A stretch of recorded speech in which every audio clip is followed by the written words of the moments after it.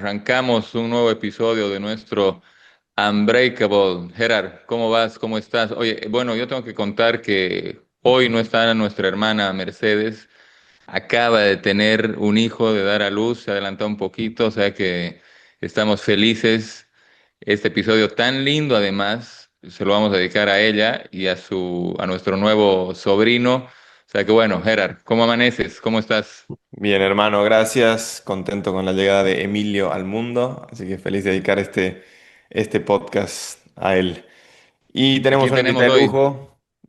Bienvenida Yara Rodríguez a Unbreakable. Un placer y un gusto enorme tenerte aquí.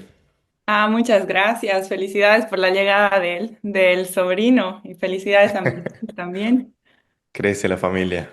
¿Cómo estás? Oye, Yara, yo no creo en casualidades y fíjate que una conexión bonita que mientras manejaba venía pensándola. Claro, al final, bueno, se adelantó el bebé de mi hermana y tal, estaba programado para el lunes, tampoco es que se adelantó mucho, pero ha sido todo como que a las 2 de la mañana, 3 estoy yendo, yo no voy a poder hacer el podcast con ustedes, chicos, en fin. Y, y, y bueno, tenerte en nuestro podcast es especial porque tu historia no solo no es común en Bolivia, pero es una historia fabulosa de convertir tu profesión probablemente en pasión, nos vas a contar ahora, pero en, en desarrollo y en apoyo a la humanidad, porque finalmente lo que vas a lograr, que seguro vas a lograr muchas cosas, lo que estás investigando hoy y tal, genera vida, en todo caso genera no muertes. O sea que bueno, hacer la conexión para mí ha sido bien fácil esta mañana, mi hermana dando a luz y vos evitando o investigando que algunas cosas que realmente matan y muchas muertes prematuras, muertes que no son necesariamente naturales.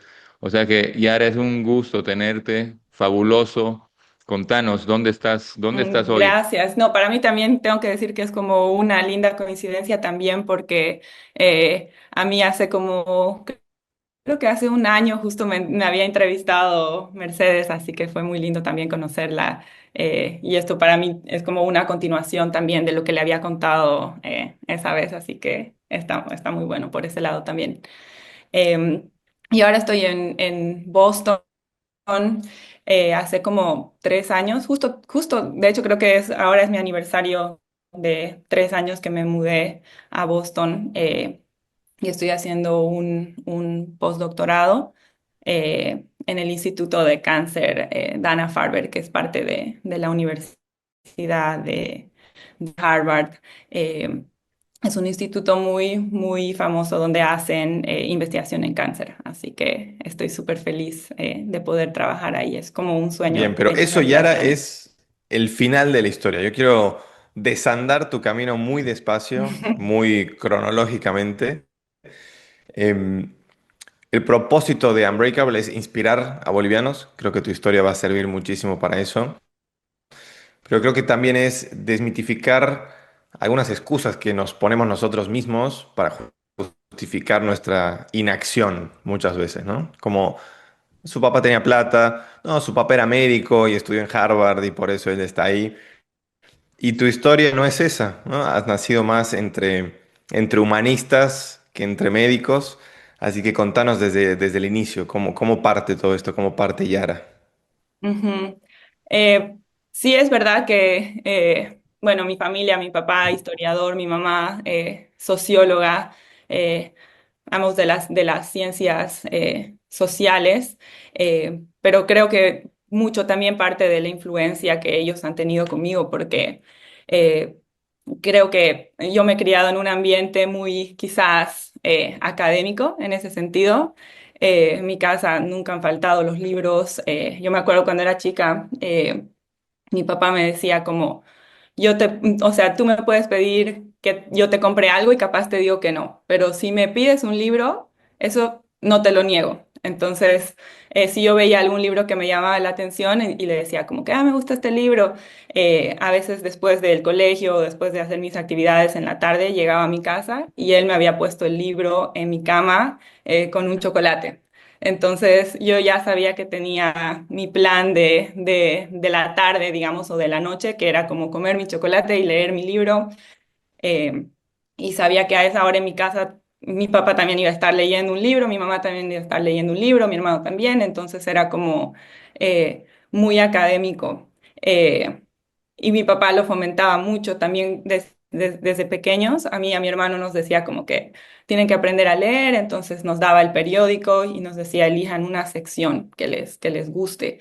Mi hermano iba por la parte de deportes, yo a veces iba más por actualidad, ciencia, y luego le escribíamos como un resumen y el domingo, bueno, se lo compartíamos y él como lo editaba, nos decía que habíamos hecho bien, que mal. eh, Así que siempre hubo como esa em, como inspiración de parte de, ¿no? de mis papás. Así que creo que de ahí surge también un poquito esas ganas de investigar. Y ahora, ¿vos sos nacida en Cochabamba? ¿Sos de Sí, Cocha? sí, yo soy de Cochabamba. Ujú. ¿Has estado en Cochabamba hasta qué edad? He estado en Cocha hasta, he hecho, bueno, acabé el colegio en Cochabamba y después he estado un año de universidad. Eh, yo después de salir del colegio sabía que quería estudiar biotecnología, pero no había la carrera en Cocha en ese momento. Ahora, bueno, en Santa Cruz está biotecnología. Bueno, también en Cochabamba recién han empezado con la carrera, pero cuando yo estudié no estaba. Entonces sabía que me tenía que ir afuera, pero no me sentía lista todavía para mudarme. Entonces tengo una anécdota muy chistosa porque yo me iba a ir a Argentina a estudiar biotecnología y ya tenía todo listo, tenía como departamento, había ido a la universidad, estaba inscrita, todo listo para irme. Y un día antes de viajar, sentía que no era el momento para partir todavía y entonces fui a hablar con mis papás y les dije como, no me siento lista, no me quiero ir. Y mis papás me dijeron, bueno, o sea, cuando tú sientas que es el momento, entonces te vas. Y si te quieres quedar este Wow. año en Bolivia, entonces está bien, te quedas, te apoyamos. Entonces, bueno, fui y me inscribí a ingeniería en la UPB y hice un año de ingeniería porque sabía que si sacaba todas esas materias más de matemáticas, química, después las iba a poder convalidar más tarde cuando ya ¿Qué ingeniería? ¿Qué ingeniería? hice ingeniería de producción, sí. Eh, En verdad te da lo mismo qué Sí, ingeniería daba igual era las porque el materias. primer año era muy parecido. Así que bueno, entré a la UPB, hice mi año de ingeniería y después, bueno, ya me había dicho mi papá, bueno, la única condición es que después de este año realmente te vayas, ¿no? A estudiar lo que realmente te gusta. Y bueno, acabé el año y después me fui a Argentina ya al año siguiente a estudiar biotecnología. De hecho, déjame que cuente una historia, una anécdota muy graciosa. Yo la conozco a Yara en realidad por Rodrigo, su esposo, con quien tuve la suerte de coincidir en una beca y se transformó en un gran amigo. Y me hablaba de Yara con una pasión, y claro, entiendo por qué, la verdad que es fascinante lo que has hecho. Y algunos meses después de conocerlo a él, en Facebook me sale un recuerdo de una historia, de una foto en mi departamento en Argentina, subida por Yara Rodríguez. O sea, teníamos amigas en común y terminó en alguna previa en mi departamento en Córdoba alguna vez. Y una historia muy graciosa, como de alguna manera los caminos se terminan conectando y ahora tenerte aquí es como cerrar el círculo, pero Sí, sí, una hemos anécdota muy coincidido. chistosa. Sí, sí. Vos sabes que yo aprovecho el puente ese, Gerard. Esa es la magia y de alguna manera lo que queremos lograr también en Ambreque. Bolivia es un país muy chico. Eh, chico en población, chico en sociedad, chico en núcleos sociales. Y, y claro, parte de mostrar historias tan lindas como las tuyas, que la vamos a desarrollar, es, como bien dice Gerardo, inspirar, pero también humanizar, ¿no? O sea, no es una historia que estás viendo en el cine o de alguien que nació en Estados Unidos, sino alguien que nació en Cocha, no sé en qué colegio has estado en la UPB, yo he estudiado en la UPB también un tiempo, también ingeniería de producción. Seguro mucha gente que te ve va a decir, ah, yo la conozco allá del colegio, yo la conozco a tal. Entonces, es importante enraizar esto, porque claro, el vuelo tuyo es alto, lo que has logrado hasta ahora y lo que vas a lograr y vamos a desarrollarlo, pero es lindo enraizarlo un poquito para que vean que, hombre, no sé en qué call estabas, o sea, probablemente los de tu Estaba call y así. tus compañeros no están hoy día en Boston haciendo, estudiando lo que estudias y desarrollando lo que desarrollas, ¿no? Sí, yo estaba en el Anglo, salido de ahí. Creo que, o sea, y si tú les preguntas a mis compañeros, te van a decir, ah, sí, Yara, como, yo, bueno, era como típica buena alumna en el cole, era como la abanderada, pero también me gustaba mucho como compartir y salir, entonces como, no sé, como una mezcla de todo, pero Un sí, híbrido. sí, un híbrido, Che, sí. Yara, y siguiendo cronológicamente esta etapa, yo quiero hacer Ujú, una pausa donde dices, estaba a días de irme y decidí no hacerlo. ujú, ¿Cómo traduces eso hoy mirando en perspectiva? ¿Fue miedo? ¿Qué fue lo que te motivó a quedarte? Creo que valoro mucho el apoyo de tus papás, ese apoyo firme de decir, ok, quédate, pero en un año te vas. Pero ¿qué fue ese instante? ¿Qué sentiste? Y luego, ¿qué pasa un año después que efectivamente decides irte? Y contanos de ahí cómo sigue la historia. ujú. Ay, creo que mirando atrás, creo que fue como un poco de todo, quizás también tenía como un poco de miedo, sabía que ya cuando yo me iba de la casa, yo sabía que era muy poco probable que iba a volver, ¿no? Entonces también es como un poco de alargar esa parte de compartir, ¿no? Con tus papás, con tu familia, y estar ahí un poco más contenida en la casa. Por otro lado, también la universidad a la que yo me había inscrito era la Universidad de Quilmes, entonces estaba ahí en Quilmes y yo había ido a visitar y me pareció muy chiquito para lo que yo quería. Entonces yo también decía como que estoy viniendo de Cocha, que no es una ciudad tan grande, y dije como quiero irme a Buenos Aires, pero quiero irme a Buenos Aires, a la ciudad de Buenos Aires, y quiero vivir a full la experiencia de estar en Buenos Aires. Y sentía que eso no lo iba a tener tanto como si me iba para Quilmes. Entonces, a la vez de decidir no irme, también dije, bueno, o sea, me voy a ir, pero voy a cambiar de universidad y voy a buscar una universidad en Buenos Aires. Entonces, al final sí, obviamente cambió completamente mi historia porque fui a otra universidad, conocí a otra gente y cosas que me han ido marcando de una forma. Si hubiera tomado el otro camino, quién sabe dónde hubiera desembocado. Así que sí. Vos terminas de estudiar y vuelves a Bolivia. Pues en verdad, esta parte del plan que está buenísima, porque la cuenta yo sentía que no iba a volver, sentía que me iba y tal, me parece que terminas volviendo a Bolivia. Sí, termino volviendo a Bolivia después. Bueno, termino la carrera allá en Buenos Aires, estudio biotecnología eh, y después sabía que quería continuar estudiando, pero también sabía que necesitaba tener cierta experiencia trabajando para poder aplicar a una maestría o para poder aplicar a un doctorado. Eh, y en Argentina se me complicaba como un poco, entonces volver a casa siempre era como una opción. Y decidí, bueno, vuelvo a Bolivia, voy a empezar a adquirir más experiencia en el laboratorio.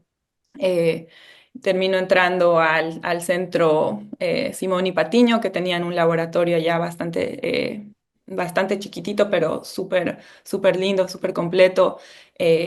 Y empecé a trabajar ahí. Trabajaba como en plantas, pero ya estaba más expuesta a la pipeta, a los tubos, a los experimentos, entonces gané como bastante experiencia ahí y de ahí siento que uno en su camino siempre va conociendo a distintas personas que se ponen ahí y vas armando así como un rompecabezas, ¿no? Entonces yo ahí conocí a una persona que trabajaba en San Simón, pero ya en el área de salud, que era lo que en verdad a mí me interesaba más. Eh, y entonces ya de ahí salté, digamos, hice el puente a la Facultad de Medicina en San Simón, donde terminé trabajando por un año. Qué Hay interesante. mucha Ahora, gente, Gerard, que el sueño que tienen es salir a estudiar y quedarse. Contame, en algún momento, o sea, lo tuyo ha sido, ¿has buscado quedarte en Buenos Aires, a desarrollar allá, a trabajar, esas frustraciones? Al final has vuelto, Ujú, hombre, la historia está fantástica, pero has vuelto porque ni modo, no conseguí nada. ujú. Esas frustraciones ayudan a mucha gente con seguridad. Sí, creo que al final he terminado, bueno, inmediatamente después de salir de la U, no es que había ninguna opción laboral, digamos, para quedarme ahí en Buenos Aires. Entonces dije, bueno, voy a Bolivia mientras trato de aplicar a becas y aplicar a otras cosas y de paso también adquiero cierta experiencia que me va a servir después en mi camino. Eh, Así que, y en Bolivia, bueno, se me abrían las puertas de hacer como, de hacer una pasantía y también tenía el apoyo de mi familia, entonces podía vivir en mi casa. eh, entonces dije, bueno, vuelvo y después voy a ver cómo hacer para irme. Y de hecho, al volver a Bolivia empecé a aplicar, apliqué a una beca de doctorado del CONICET que es del Ministerio de Ciencia y Tecnología allá en Argentina, con una profesora de la universidad. Eh, y al mismo tiempo había aplicado a una maestría para irme a Europa a hacer mi maestría. Y lo gracioso fue que apliqué a esta beca de doctorado y y justo ese año tardaron más en decidir a quién le daban la beca, no sé por qué, pero se tardaron más. Y entonces a mí ya me habían aceptado para hacer la maestría en España. Entonces dije, bueno, me voy a Barcelona a hacer mi maestría y ya dejé de lado, digamos, lo de la beca de doctorado en Buenos Aires. Y justo el día que llego a Barcelona me llega un correo, digamos, de CONICET y decía que me habían dado la beca para hacer el doctorado en Argentina. Entonces ahí tenía otro momento de no saber por qué camino ir, porque decía, por un lado eh, puedo continuar aquí y hacer la maestría, pero es una maestría, no es un doctorado.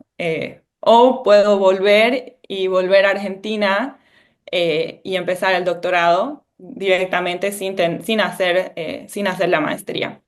Eh, y entonces estuve como pensando por un par de días sin saber muy bien por qué camino moverme. Y bueno, después también hablando, ¿no? Con mi familia, con mis papás, decidí que si me quedaba en Barcelona, así como se me había abierto esta puerta en Buenos Aires, probablemente se me iban a abrir otras quedándome en Barcelona. Así que decidí continuar con ese camino que ya había decidido y rechacé la beca de CONICET y me quedé en España a hacer la maestría.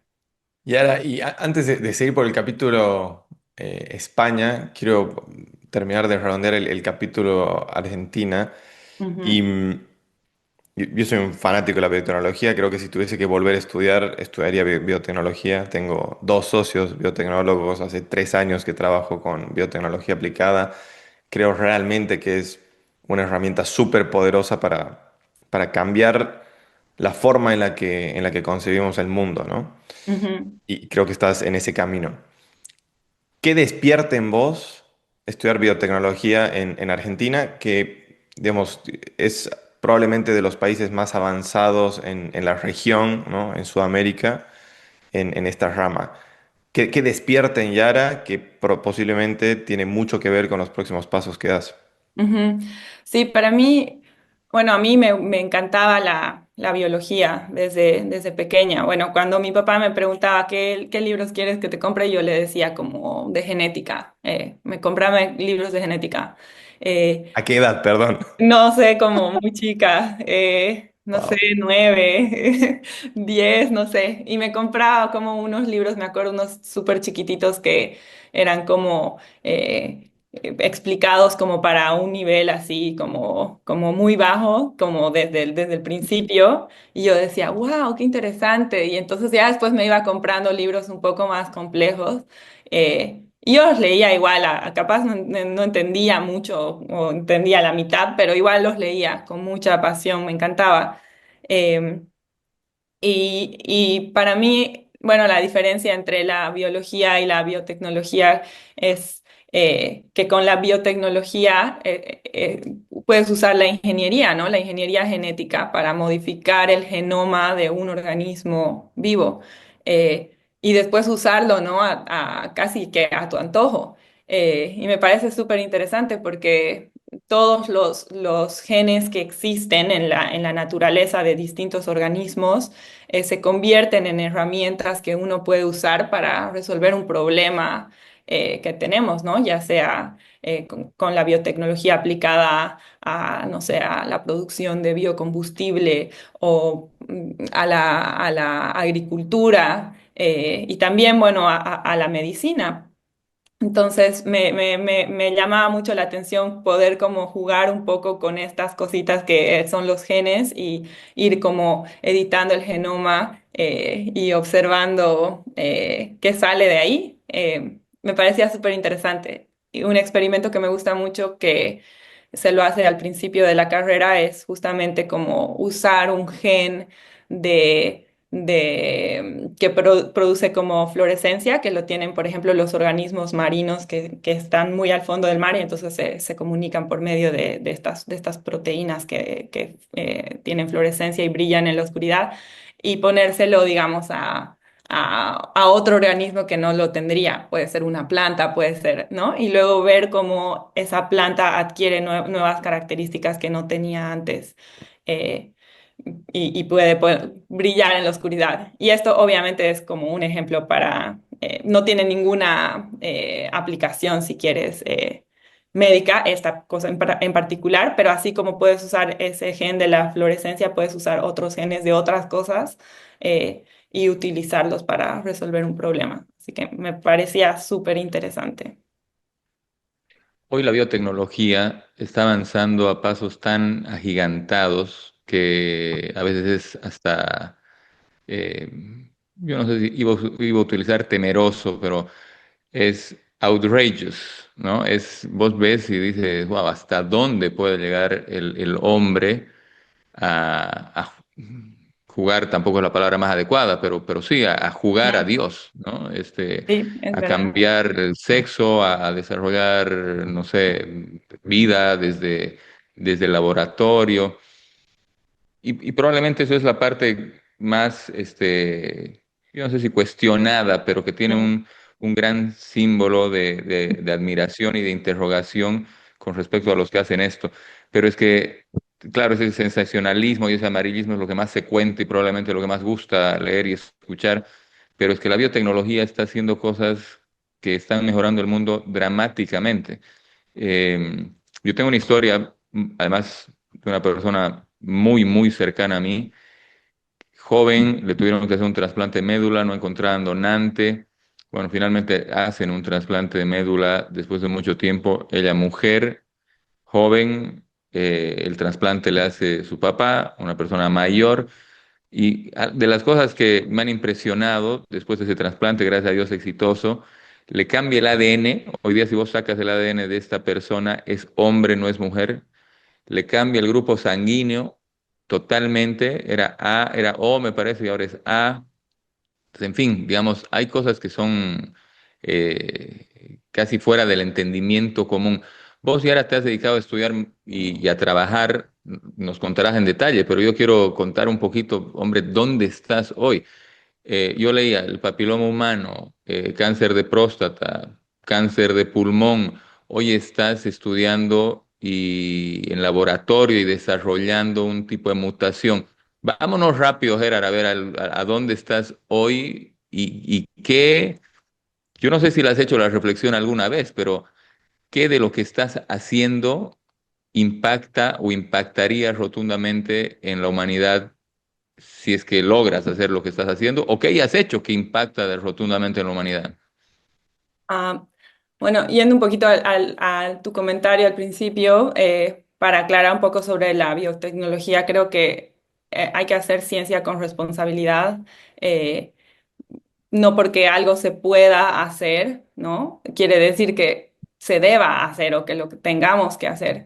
Entonces es también como, es la responsabilidad también de la comunidad científica, pero también en consorcio también con la sociedad, ¿no? Que tenemos que ver qué problemas queremos solucionar y de qué forma podemos solucionarlo ahora con herramientas de genética como por ejemplo CRISPR, que es algo que yo uso bastante, que es una manera de modificar el genoma de manera bastante económica y súper fácil de hacer, que cualquiera en verdad con conocimientos básicos de biología puede editar ya hoy en día un genoma con esta nueva tecnología.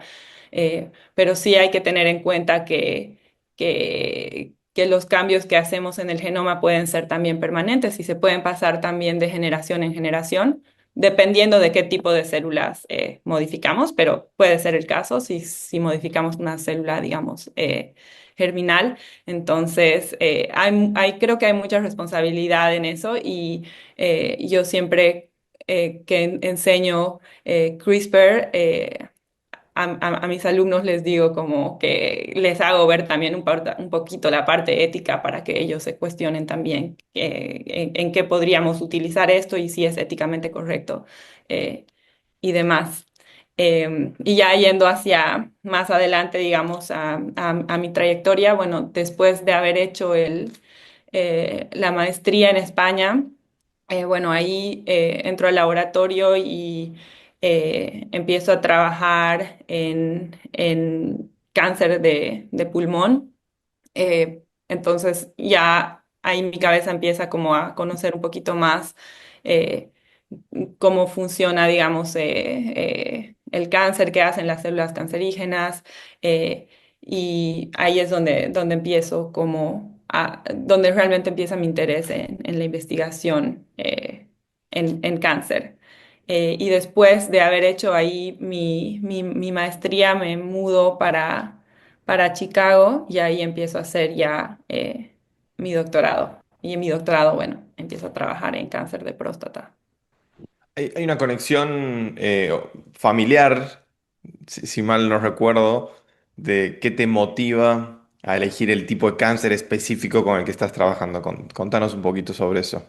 Sí, bueno, en verdad, cuando empecé a hacer el doctorado, bueno, uno hace como bastantes rotaciones al principio, en el primer año, eh, y, y luego eliges en qué laboratorio te quieres quedar. Y para mí, bueno, mi abuelo había muerto de cáncer de próstata, entonces mi papá siempre lo tenía como bien pendiente, como en la cabeza, ¿no? Siempre se hacía revisar su PSA y entonces siempre como que lo tenía muy presente. Entonces yo decía, bueno, o sea, si voy a hacer algo y voy a investigar un tipo de cáncer que sea alguno que pueda quizás ayudar, ¿no? A, a mi familia de alguna manera. Y entonces empecé a estudiar cáncer de próstata por esa razón. Pero ya después, bueno, la vida te da sorpresas y mientras estaba haciendo el doctorado, casi en uno de mis últimos años, justo a mi papá le diagnostican cáncer, pero no de próstata, sino de una leucemia, que es un cáncer de sangre. Eh, y entonces ahí es cuando yo empiezo a decir, como con mis conocimientos que había adquirido durante el doctorado, digo, bueno, puedo adquirirlo para aprender más sobre la leucemia. Y entonces me metí, pero a full, empecé a leer artículos, a enterarme qué terapias habían disponibles, al punto de incluso estar ahí con el médico discutiendo alternativas y viendo como qué posibilidades de tratamiento y cuál capaz era más apropiada, digamos, para mi papá. Así que sí, me llevo por ahí y ya después para el postdoc dije como eh, quiero estudiar leucemia y quiero estudiar este tipo de leucemia, que era el que le había dado, digamos, a mi papá. Sí. Y volviendo a la pregunta que te hacía Miguel, Ujú, que, digamos, sin duda los beneficios son evidentes, pero para el público no conocedor como nosotros, ¿cuán lejos estás? ¿Cuán cerca estás? ¿Cómo cambia esto? Digamos, contanos ujú. cómo sería el éxito en tu proceso de investigación y cuál sería el resultado buscado. Eh, a ver, o sea, un poco para Perdón, la estamos gente que... hablando de curar el cáncer, ¿no? O sea, una boliviana trabajando en la cura para uno de los cánceres más agresivos que existen. Sí, creo que, bueno, para entender eso quizás hay que entender un poquito sobre la enfermedad. Entonces, así en términos muy básicos, bueno, la leucemia es un tipo de cáncer en la sangre y como saben, o sea, la sangre tiene muchas funciones importantes en el cuerpo. Por medio de los glóbulos rojos distribuye oxígeno, con los glóbulos blancos peleamos infecciones, con las plaquetas, si nos cortamos, podemos cerrar la herida por medio de la coagulación y todo esto lo hace la sangre. Entonces, cuando un paciente tiene cáncer, una leucemia, lo que pasa es que un tipo de células que nosotros llamamos blastos empiezan a dividirse sin control y toman toda la sangre, de manera de que estos otros tipos de células que realizan estas funciones dejan de crecer. Entonces, solamente tenemos estas células que son como inútiles porque no hacen nada, solamente se están dividiendo y están tomando todos los recursos de las células buenas, ¿no? Que realizarían las funciones normales en el cuerpo. Entonces, el paciente queda muy vulnerable porque tiene puro blastos y no puede, ya no tiene células, glóbulos rojos ni blancos, entonces no tiene defensas, si se corta puede como desangrarse y es súper vulnerable a varias situaciones. Eh, entonces, mi investigación trata de encontrar cuáles son las vulnerabilidades de estas células, de estos blastos de leucemia, porque mi premisa es que nadie ni nada es invencible, o sea, algo que tiene vida tiene que haber una forma en la que pueda también morir. Entonces, mi investigación trata de encontrar cuáles son las vulnerabilidades de estas células, cuál es la kriptonita, ¿no? De estas células, cómo puedo matar a estas células. Eh, y para entender cuáles son estas vulnerabilidades, yo tengo que conocer muy bien a estas células, ¿no? Es como cuando te enfrentas a un enemigo, tienes que conocer bien a tu enemigo para saber por dónde le puedes pegar quizás y destruir. Entonces, mucho aparte de mi investigación es tratar de entender a estas células, qué genes son importantes para crecer, de qué caminos biológicos dependen para poder después darles donde más les duele y modificar estos genes para que estas células como que eh, puedan morir. Pero obviamente no es fácil porque estás peleando también contra la vida, ¿no? Y la vida, como siempre, encuentra la manera de darle la vuelta. Entonces, a veces uno puede encontrar una vulnerabilidad y matar a la célula, pero hay otras células que se vuelven como resistentes a esa droga y vuelven a crecer.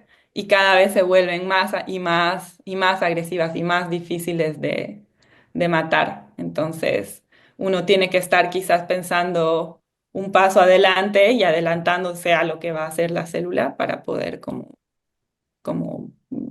encontrar este gen y matar a estas células. Y es fabuloso que una boliviana esté detrás de esta investigación que va a ser un impacto fantástico. O sea, ya debe estar haciendo, porque al final en investigación todos los hallazgos son finalmente positivos. No importa que no hayas descubierto exacto lo que querías descubrir, pero estás descubriendo caminos alternativos y otras cosas, o sea que es fabuloso.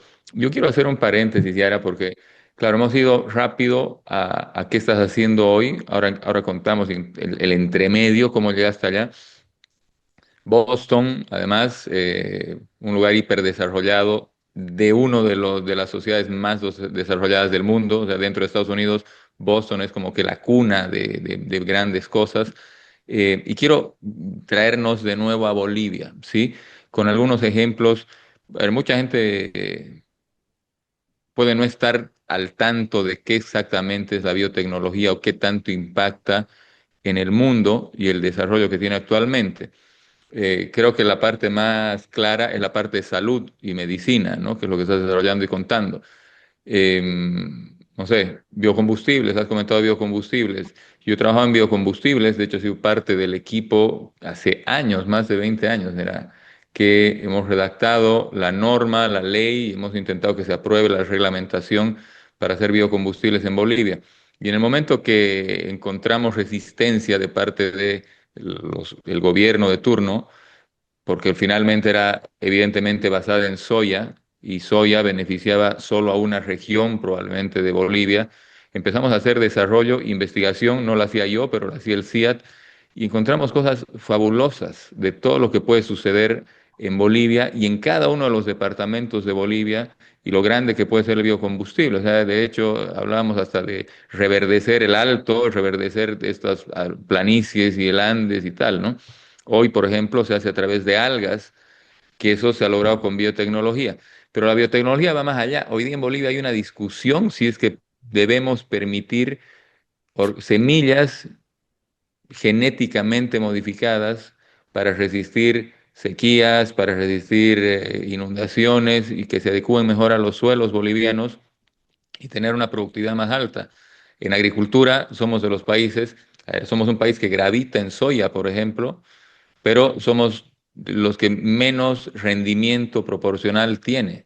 Entonces, mientras otros países están sacando el doble de rendimiento por el mismo pedazo de tierra, nosotros estamos en la mitad porque no usamos biotecnología.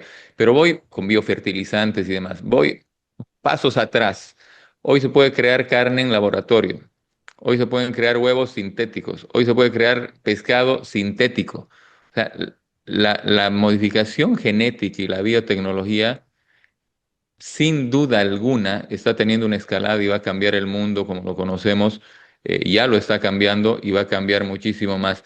Plásticos, que es de los organismos que más lentos se degradan, hoy existen microbacterias biológicamente alteradas, genéticamente alteradas, que comen, por así decirlo, estos plásticos y los desintegran más rápido. Bueno, todo eso está pasando en el mundo y en Bolivia seguimos discutiendo si debemos utilizarla para tener mayor productividad o no. Estoy metiéndome un poquito a dónde está Bolivia y dónde está el mundo y qué fabuloso que tengamos una boliviana y qué fabuloso que podamos conocer su historia allá o sea, realmente en el top del estado de arte de lo que se está haciendo en medicina. Eh, yo entiendo que a ver, es muy difícil estar en el lugar que estás si no tienes un sponsor económico que te permita estudiar y probar en laboratorio con lo caro que esto puede ser. Contanos cómo ha sido ese capítulo de tu vida. Me parece que hay un financiamiento entre medio, cómo lo logras, qué puertas tocas, es a un grupo, es a vos sola. Ujú, Antes de que te contestes, ujú. acordate, Miguel, que también se pueden hacer vacunas orales para animales editando genéticamente insectos. Déjame pasar el chivo, la publicidad. ¿Verdad? No, es increíble la biotecnología, fascinante. Realmente siento que eh, los límites están en la imaginación de cada científico o científica y en las ideas que puedes tener. Así que eso es lo que más me gusta, es que puedes explorar y puedes, sí, como, no sé, como un cantante, ¿no? Que hace canciones, bueno, tú al hacer ciencia también creas algo nuevo y eso es lo que más me apasiona. Y sí es cierto, como dice Miguel, que el financiamiento es obviamente es importante. Eh, y yo, algo que creo que muy poca gente sabe, que yo desconocía cuando empecé mi camino, es que cuando tú haces un doctorado en Estados Unidos, eh, tú, la universidad en verdad a ti te paga por hacer el doctorado. Entonces ellos te pagan como un sueldo Y bueno, y el laboratorio en el que tú estás haciendo la investigación, entonces el investigador principal, el jefe del laboratorio, la jefa, son quienes se encargan de conseguir los fondos para financiar las investigaciones que pasan en el laboratorio. Pero está bueno saber que el doctorado allá, aquí se financia, o sea, te pagan para hacer el doctorado, que no es el caso quizás en todas las universidades en Europa, que quizás uno tiene que conseguirse el financiamiento de otra manera, pero aquí en Estados Unidos, si a ti te aceptan al programa de doctorado, entonces te aceptan directamente con tu beca. Tú no tienes que buscar un financiamiento externo para hacer el doctorado. Así que eso está bueno que sepan las personas que están escuchando que quieren hacer un doctorado y no saben cómo lo van a pagar. Si lo hacen en Estados Unidos, entonces ellos te pagan a ti un sueldo por hacer el doctorado. Sí es difícil entrar porque obviamente te van a pagar y demás. Así que la barrera está más en el que te acepten, pero una vez te aceptan, tienes tu financiamiento. Para hacer el postdoc es un poco chistoso porque, bueno, mi familia, hasta ahora mi mamá me pregunta, ¿pero qué estás haciendo? ¿Pero qué es un postdoctorado? Hay gente que igual, mis primos, no sé, que me dicen, ay, pero tú sigues estudiando. Eh, el postdoc no es un grado académico, ¿no? El doctorado es el grado más alto académico que puedes obtener. El postdoc es un postdoctorado, es una etapa de entrenamiento para que tú puedas adquirir las herramientas necesarias ya para después tener tu propio laboratorio y tu propio grupo de investigación. Entonces, esa es la etapa en la que yo estoy ahora, es el postdoctorado. Es como igual como un trabajo, o sea, te contrata un laboratorio que tiene una cabeza de laboratorio y entonces tú haces tu investigación en el laboratorio de la persona para la que trabajas.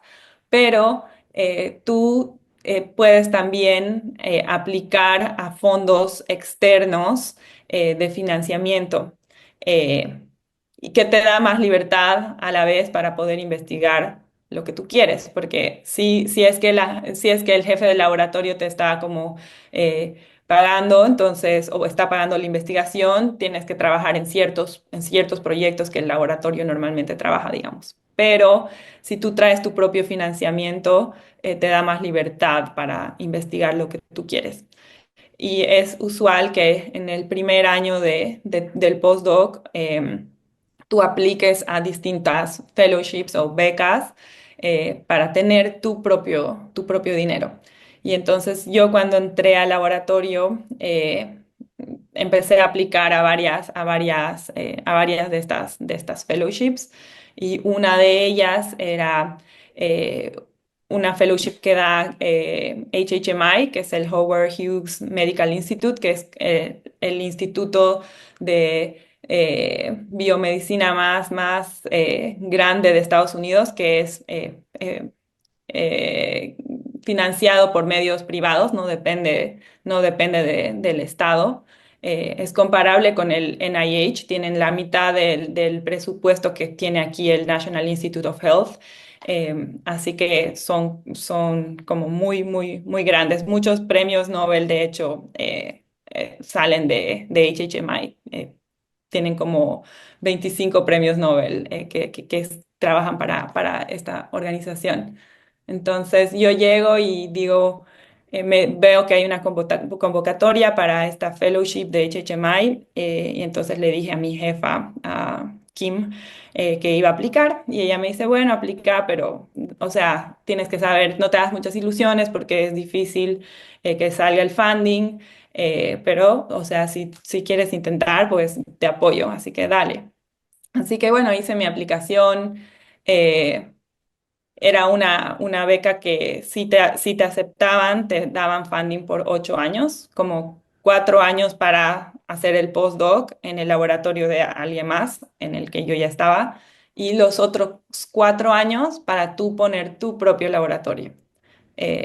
en otra universidad y ya tener como tus propios estudiantes, tus propios equipos y demás. Y en total son como 1,5 millones de dólares que ellos van a invertir en cada fellow.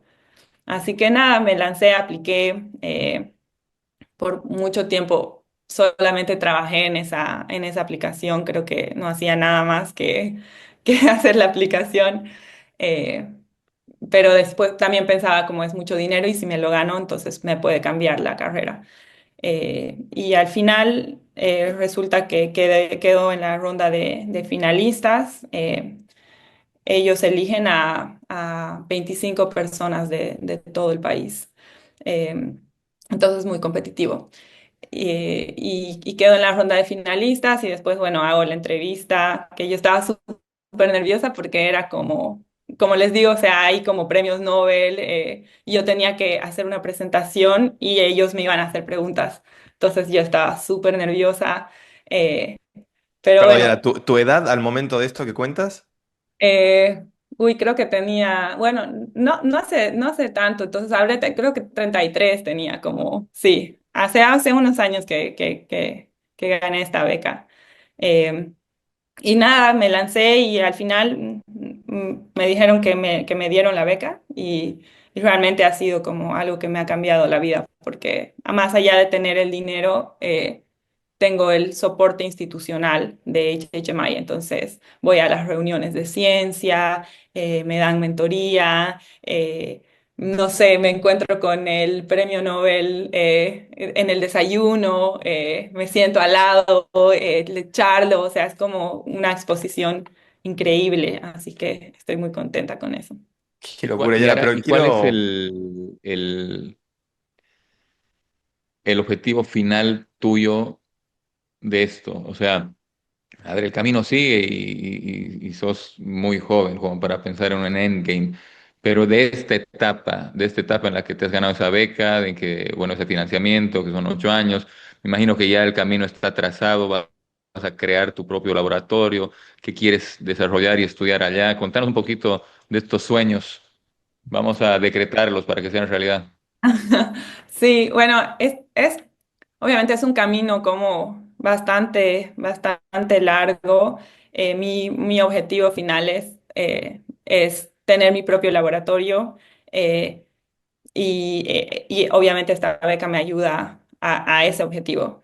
Pero igual hay que seguir aplicando porque obviamente que hacer investigación es muy caro, entonces uno siempre depende de tener más financiamiento. Así que ahora, para terminar el postdoc, en esta investigación que les comentaba de leucemia, ahorita estoy como trabajando en mi último paper, que va a ser justamente mostrando esto que les decía de cuáles son las vulnerabilidades genéticas de estas células de leucemia. Bueno, en mi último trabajo voy a mostrar una manera en la que podemos atacar a estas células. Así que ahorita estoy en el proceso de terminar de escribir el paper y de hacer algunos experimentos. Y una vez termine este trabajo, eh, tengo que empezar a aplicar a distintas universidades para ser investigadora independiente en una universidad y poder comenzar mi propio grupo de investigación que se va a enfocar también en la leucemia, porque obviamente todavía hay muchísimo trabajo para hacer, así que voy a continuar investigando esta enfermedad. Qué locura, Yara. Ahora, Harvard, ¿no? Muy pocos llegan a Harvard, menos aún logran conseguir esta financiación. O sea, eres una boliviana que logró llegar a Harvard, logró conseguir esta financiación que la consiguen ¿cuántas personas por año? Sí, 25, sí. 25 personas en el mundo logran acceder a este financiamiento y Yara, una boliviana estudiada en Cochabamba, es una de ellas. ¿Qué, qué sientes cuando miras atrás y de nuevo, volviendo al propósito de Unbreakable, que es inspirar a los bolivianos? ¿Qué les dirías y quizás qué le dirías a esa Yara que partía de Cochabamba con miedos y temores y que quería quedarse un año más? al ver que todo el camino y el esfuerzo te lleva a un lugar de privilegio, pero totalmente merecido y con un futuro que es todavía mucho más prometedor de lo que ha sido hasta ahora. Sí, para mí es como un privilegio poder tener como esta beca y yo siempre como lugar al que voy, si tú le preguntas a alguien, le dices Yara, te va a decir, ah, de Bolivia. Porque creo que es lo primero que le cuento a todo el mundo, es que yo soy de Bolivia y muestro fotos y eh, eh, súper como orgullosa de dónde vengo y mucha gente como que, ah, pero ¿dónde queda? ¿Pero qué? Bolivia, eres la primera persona que conozco de Bolivia y yo como que, sí, pero mira, este es mi país, bueno. Así que nada, mucho orgullo siento de poder también representar a Bolivia en estos ambientes donde quizás no somos muchos, lamentablemente. Justo, bueno, el primer día que fui a sacar mi ID en Harvard, en Dana-Farber, voy a la International Office y me dice la chica, ah, de Bolivia, me dice, mira, tengo acá un mapa y cada persona pone un pin del país donde viene y me dice, "¿Y eres la primera de Bolivia?". No, no tengo ningún pin y yo como que súper feliz fui, puse mi pin de Bolivia ahí en Cochabamba y en el corazón de Bolivia. Así que, no sé, es mucho orgullo, estoy muy agradecida con y con mis logros, la verdad.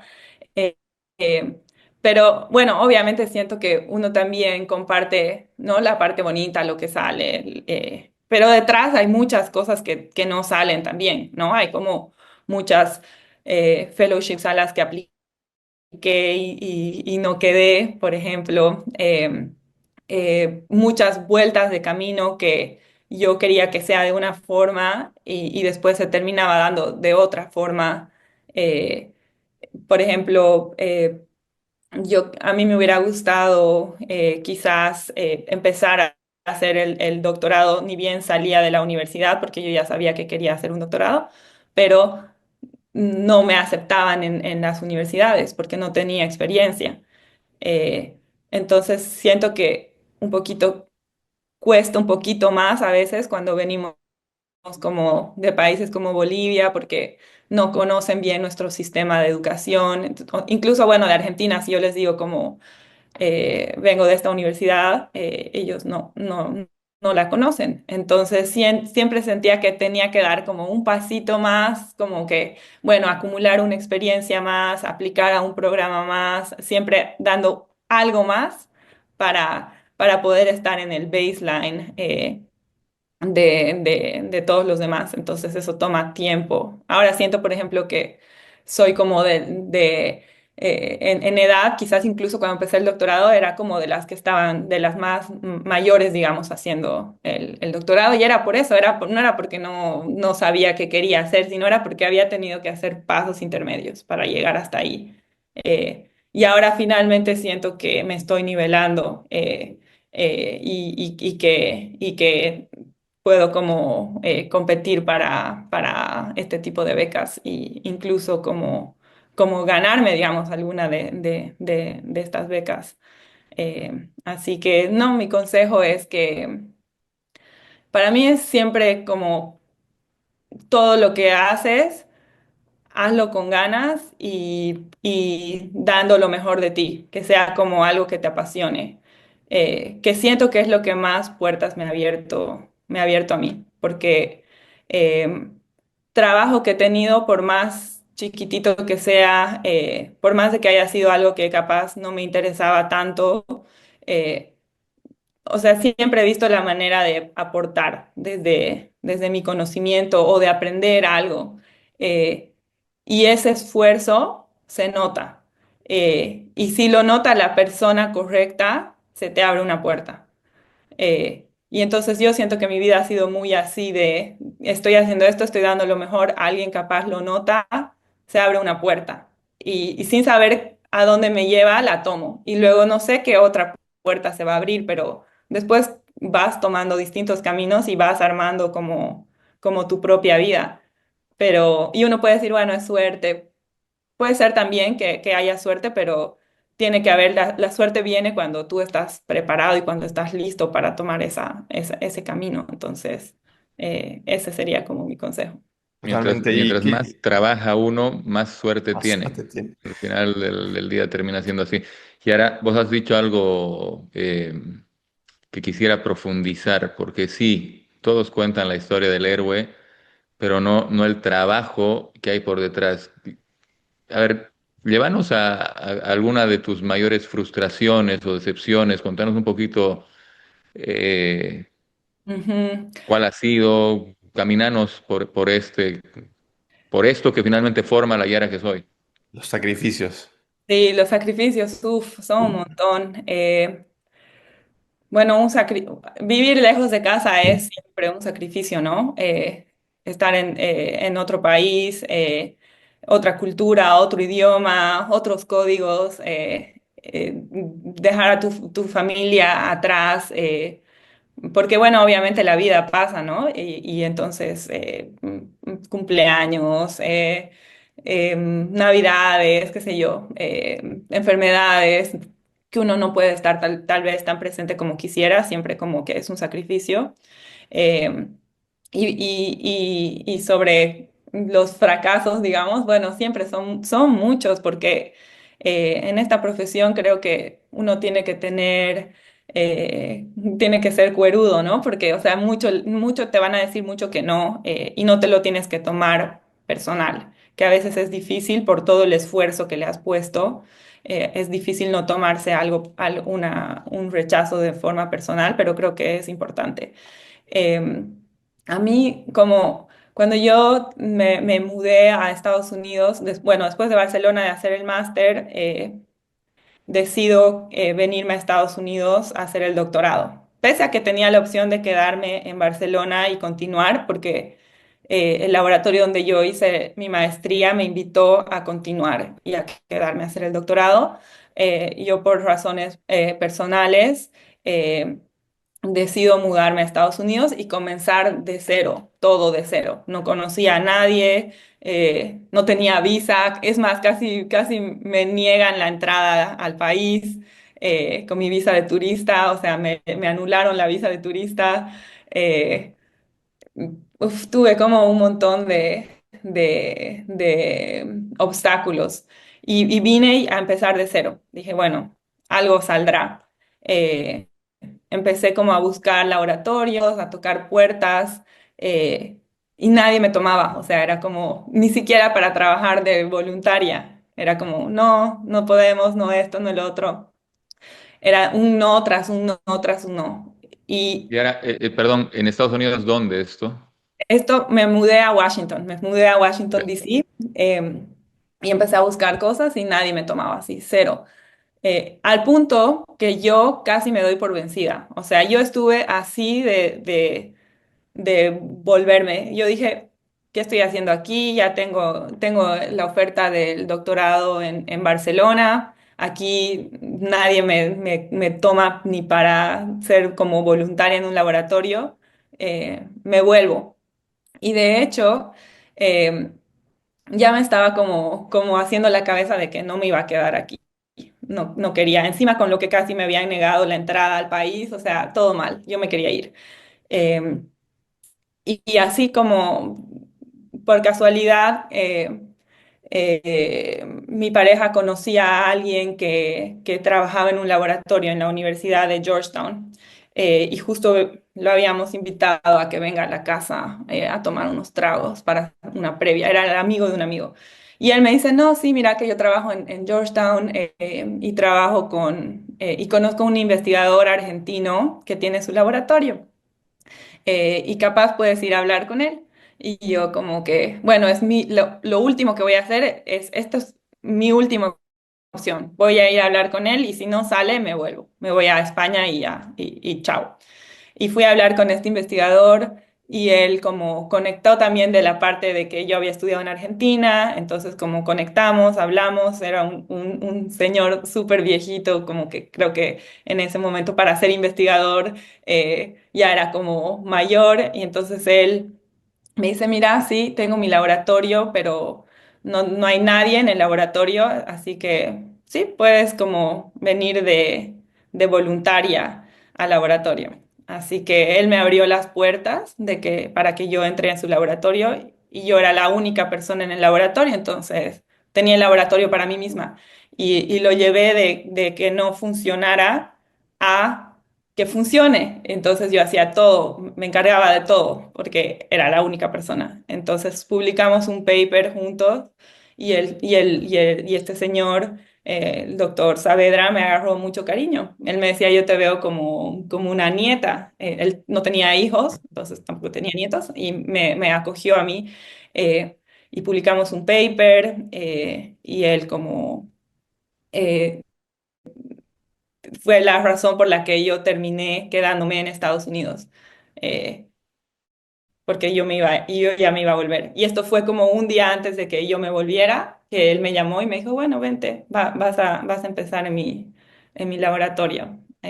Así que uno nunca sabe por qué lugares va a terminar transitando, pero esto sí ¿Por qué la fue algo que... insistencia en Estados Unidos? Si tenías todo para quedarte en España, en Barcelona, el doctorado, la invitación, Ujú. ¿por qué la insistencia de Estados Unidos?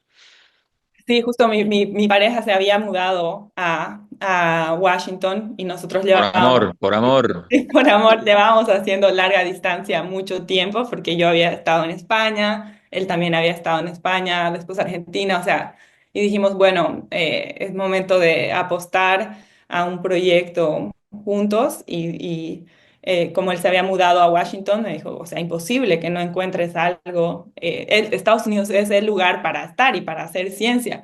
Y yo, claro, estoy de acuerdo con eso, pero y nada, no se me abría ninguna puerta. Estuve muy frustrada. O sea, yo dije, no va a funcionar. Pero bueno, después empecé en ese laboratorio, trabajé un año ahí. Y después dije, bueno, ahora capaz me van a tomar en el doctorado. Apliqué a muchas universidades, no me tomaron en ninguna, cero, nada. Y yo como que otra vez he perdido un año haciendo en este laboratorio, tengo experiencia, tengo recomendaciones y no me toman otra vez. Así que dije, bueno, ¿qué necesito? Tengo que estudiar más para el GRE, para este examen, y sacarme una mejor nota y continuar trabajando en el laboratorio. Y ya después, cuando volví a aplicar, eh, el siguiente año me tomaron en casi todos los lugares a los que yo había aplicado y tenía para escoger dónde quería hacer el doctorado. Así que Qué sí, locura, ya. Gerard, mira, acaba de salvarme la anotación porque estaba a punto de anotar las previas abren caminos. Que has contado que has hecho la previa en Washington, no sé qué cuánto. Bueno, gracias a Dios estoy anotando, seguir el amor abre caminos.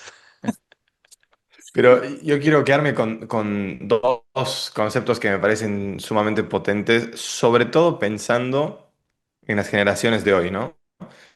Que buscan la inmediatez y mira tu camino, ¿no? Eres una persona joven, pero expandir la frontera del conocimiento, que es en definitiva lo que estás haciendo, es un proceso lento, con resultados que en el corto plazo son posiblemente en su mayoría negativos, son muchos más los fracasos que los éxitos, son muchos más los nos que los sís, y nos está contando una persona admitida en Harvard, becada por una de las instituciones más importantes de la salud en el mundo, que elige a 25 personas sobresalientes en el mundo para financiar.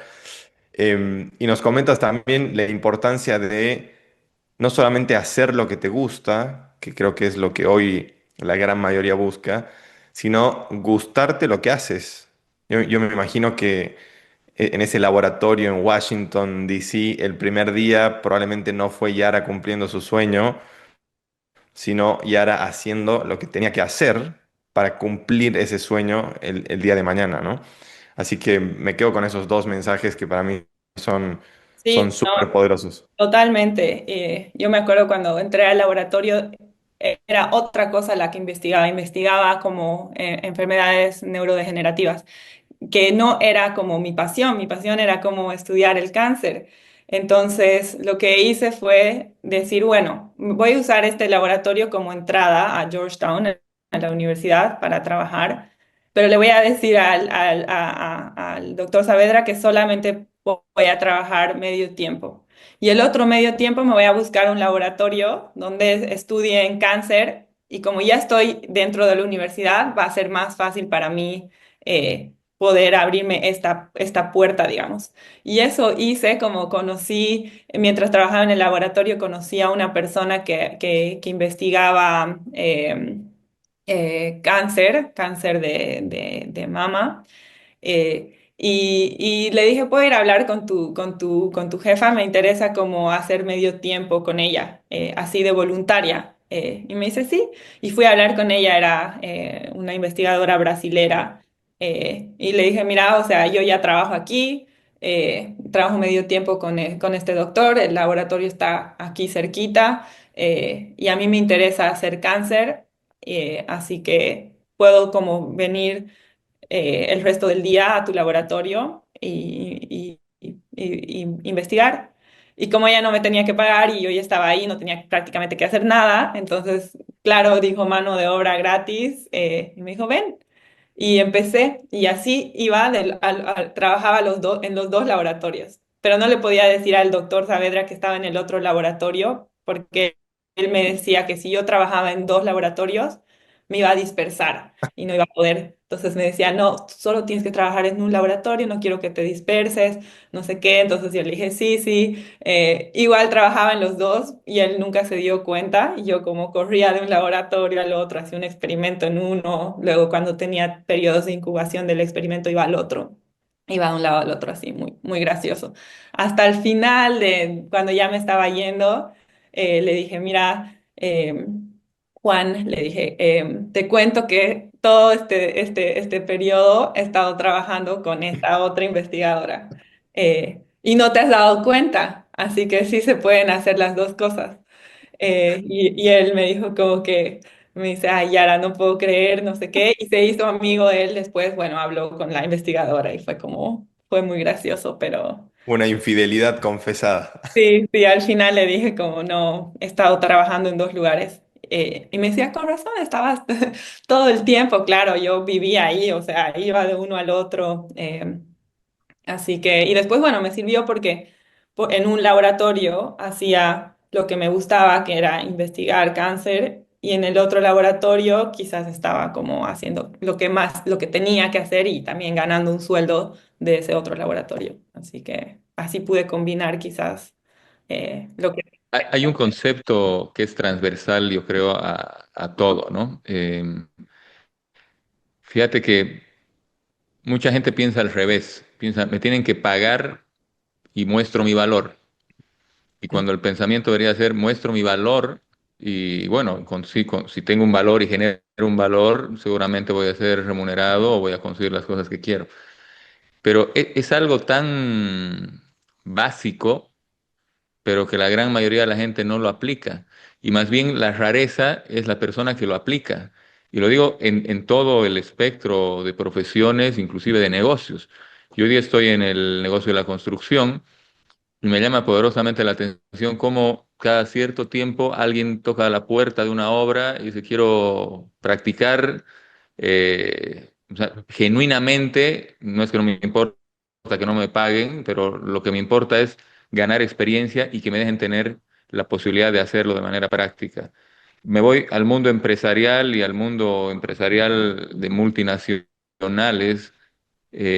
Hoy cada vez más las empresas, sobre todo las de consultoría, su propuesta de valor es, ok, yo he encontrado este gap entre lo que estás haciendo y o lo que estás perdiendo o lo que estás perdiendo de ganar y este gap lo voy a solucionar y mi remuneración, mi servicio va a salir del ahorro de este gap. O sea, por las pocas te está diciendo, con lo que te haga ahorrar me vas a pagar, que es bien diferente a sacar una propuesta y decir, ¿sabes qué? Te voy a cobrar $100,000 para ver si funciona o no, para hacerte un diagnóstico siquiera, ¿no? Y, y el concepto lo has tocado, de hecho, eres un ejemplo de este concepto, y para mucha gente puede ser hombre, es el camino a seguir, sino de qué otra manera puede ser, pero para la gran mayoría de nosotros bolivianos es exactamente al revés. O sea, prefiero quedarme en casa de brazos cruzados hasta encontrar quien me valore y me pague, cuando es al revés, vamos a mostrar mi valor para que me paguen. Sí, creo que va por ahí también. Yo siento que también tenía la contención, ¿no? Y el apoyo para poder decir como, bueno, puedo tomar este trabajo a medio tiempo y me puedo dar el lujo capaz de que no me paguen en este otro trabajo.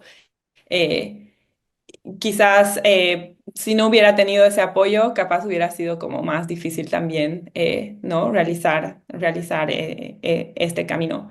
Eh, pero siento que uno tiene que ir viendo cómo arma, ¿no? Yo por mi lado era, bueno, voy a trabajar medio tiempo aquí donde me van a pagar y este otro voy a hacer con este tiempo que podría aprovechar para no hacer nada y para descansar o para lo que quiera hacer lo voy a tomar para seguir como mi pasión y después voy a combinar esas dos cosas.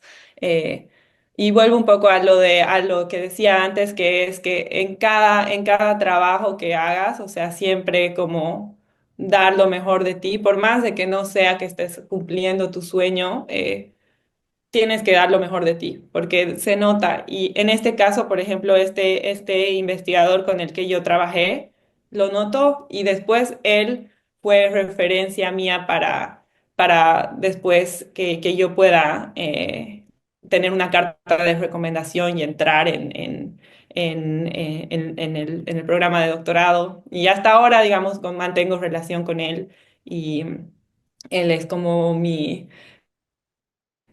biggest supporter siempre está como que sí, vamos, Yara, no sé qué. Cuando voy a DC me dice como que vamos a cenar, quiero que me cuentes en qué estás. O sea, y pese a que no era mi pasión lo que estaba investigando ahí, igual le puse todo de mí y al final, de alguna manera también la vida te remunera ese esfuerzo. Totalmente. Y ahora nos Claro. estamos acercando al fin de esta charla que yo quisiera que dure varias horas más, pero de mi lado me queda una última pregunta y después le dejo el micrófono a Migue para que pregunte o haga el cierre.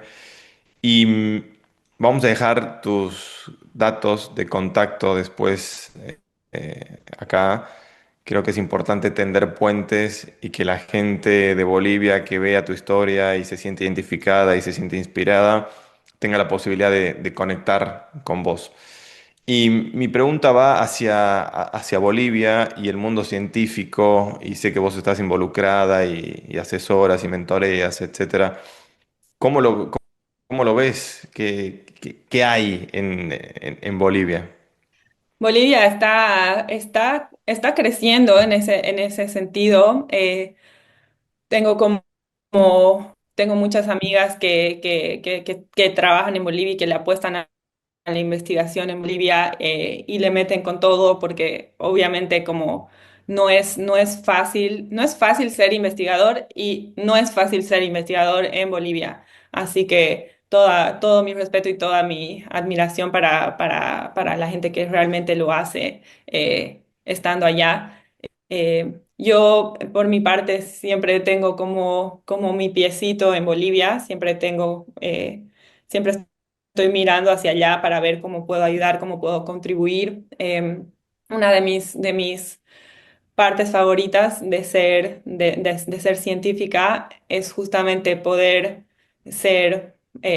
enseñar y poder ser como una mentora. Y lo hago aquí en el laboratorio. Tengo mi propia técnico de quien soy su mentora, pero me llena mucho más poder hacer esto con Bolivia, digamos. Entonces, yo una vez al año reservo una semana que en verdad son las de mis vacaciones y me voy a Bolivia a enseñar ingeniería genética en un programa que hago en colaboración con San Simón. Eh, eh, y me gustaría después bueno, a partir de este programa veo a los estudiantes y después, bueno, selecciono como un par de estudiantes y mi idea es, y es algo que, un proyecto en el que estoy trabajando ahora, que me encantaría que sea realidad, es traer a mi laboratorio, bueno, que no es mío todavía, pero a este laboratorio donde estoy trabajando, traer a un estudiante de uno de mis cursos para que haga una pasantía cortita en la universidad y así, bueno, ganar experiencia, tienen en el currículum también que estuvieron en Harvard, eh, porque yo sé lo difícil que es hacer ese salto, entonces quizás poder ayudar a catalizar ese salto para alguien más es un proyecto que me encantaría y es algo en lo que estoy trabajando ahora.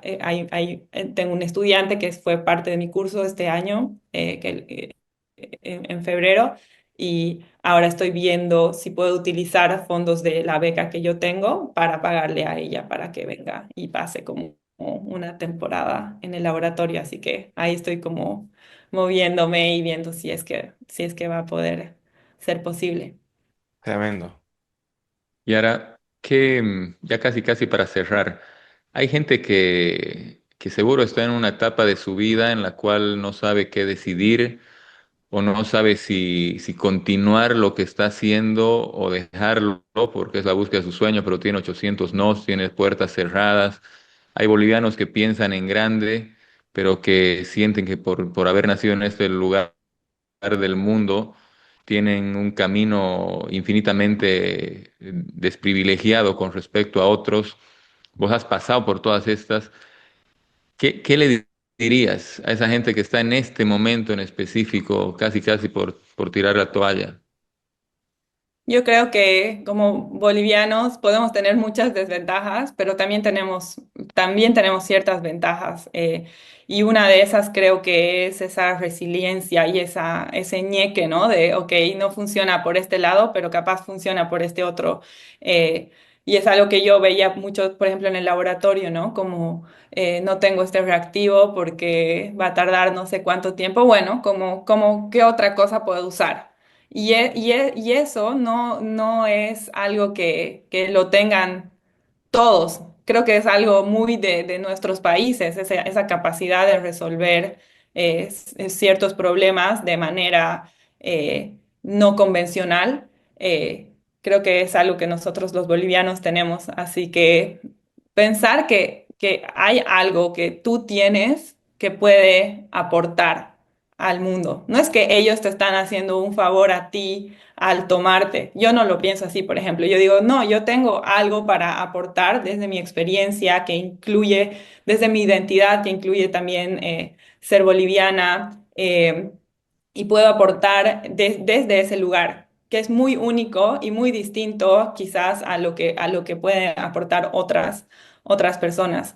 Entonces, cuando lo ves desde ese lado, quizás, y cuando sabes lo que tú aportas y el valor que tú traes, quizás te da como más arranque para decir, bueno, voy a continuar haciendo lo que me gusta y si se me cierra una puerta, como buen boliviano voy a ver por qué otra puerta puedo entrar y no me voy a dejar venir abajo porque me digan que no, porque ya estamos acostumbrados a que muchas cosas igual no funcionen, así que el no ya lo tenemos, así que es como es darle para adelante, disfrutar. eh, para mí algo que yo como estoy muy expuesta a situaciones en las que tengo que hacer cosas que me ponen muy nerviosa, por ejemplo, dar una charla ante mucha gente. eh, y siempre pienso como voy a disfrutar del momento. Voy a tomar ese nerviosismo y lo voy a convertir en emoción y voy a disfrutar de ese momento. Y así disfrutando creo que uno termina dando lo mejor de uno y así creo que después ya se van a ir abriendo más puertas que uno puede tomar. Así que a disfrutar, a seguir lo que uno piensa y si se cierra una puerta, se van a abrir otras, hay que continuar y algo, eventualmente algo tienes que hacer y por algún lado vas a poder pasar. Me encanta, me encanta tu historia, me encanta la posición en la que estás, en la que has trabajado para estar. y me gusta aún más esa humildad con la que cuentas tu historia, tus logros y dónde estás. Realmente no es poca cosa lo que estás haciendo. Eh, Mira, a ver si es que de aquí a unos años no tenemos una Nobel dentro de los bolivianos. Y me encantó conocer tu historia, me encanta, tomo algunas cosas que son de valor y que pueden quedar como que grabadas. Valorarte con humildad, disfrutar, apasionarte, trabajar, creo que son conceptos que nos dejas y que suman a todos los que nos escuchan muchísimo valor. Gerard, yo creo que estamos sobre la hora también, o sea que vamos a dejar la Yara libre para que siga investigando. Es su sábado, hacer el cierre. Gracias, Miguel. Gracias, Yara. Yara Rodríguez desde Harvard, investigando y trabajando, bueno, ni más ni menos que para curar el cáncer. Yara, eres una verdadera Unbreakable. Muchísimas gracias por tu tiempo, gracias por compartir tu historia con nosotros, con Bolivia. Y ojalá sigamos escuchando y leyendo muchas más cosas sobre vos. Camino al Nobel será el próximo episodio. Muchas gracias, gracias a ustedes. Chao, chao. Chao, chao. Chao. Vision always had hope.